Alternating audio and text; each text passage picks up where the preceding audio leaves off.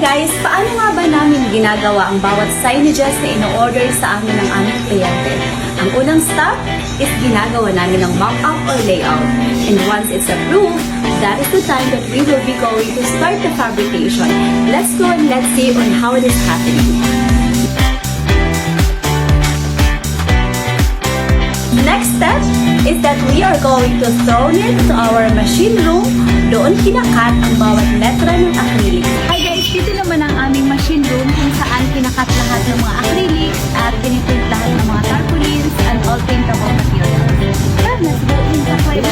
Dito guys, piniprint lahat ng aming mga printable materials. Yung 6-feet vinyl sticker printer namin. And ito naman sa pagbasatin malaki na signage dito piniprint sa 10 feet. And dito naman sa pag-eco solvent na medyo gusto namin medyo pino yung pagkakaprint, dito namin piniprint. And yung mga acrylic naman namin, dito namin kinakat. Yung mga letter na nakita nyo kanina nakabindat na may ilaw, ganito lang talaga yun. Sinasiding yan namin dito para malaki ng ilaw sa loob. So, si KCCX ay nagkakat ngayon ng acrylic letters. Guys, dito kinakat ang mga sticker cutout or mga laser cutout namin stickers. So, dito yan. Ito yung cover platter namin.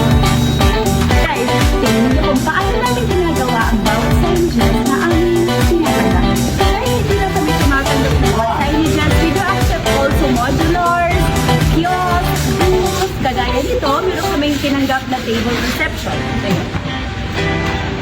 So, minamasigyahan muna. Ito ay isang reception table.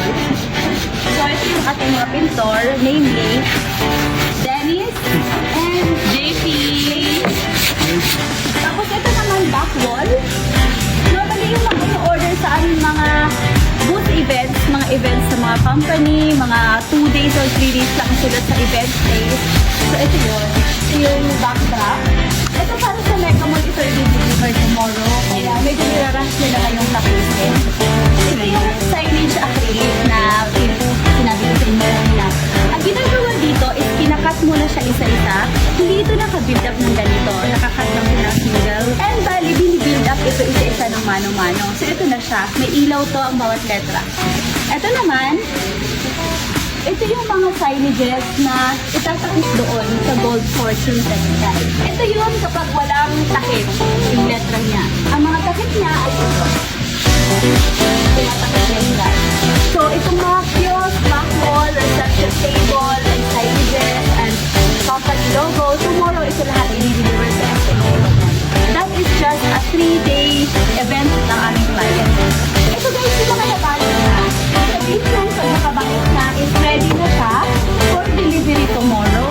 Ito yung reception area na in-order sa amin ni client. Ibig sabihin pag nakapack up na siya sa pinag ready for delivery na siya.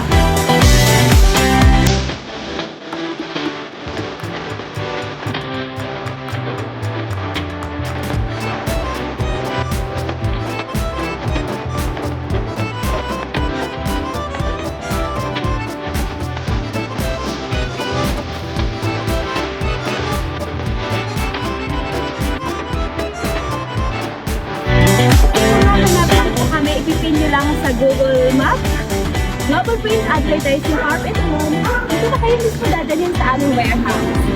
So call and message us now. You can find us on Facebook or you can call us through the number that we have on our Facebook page or our website. Yun lang!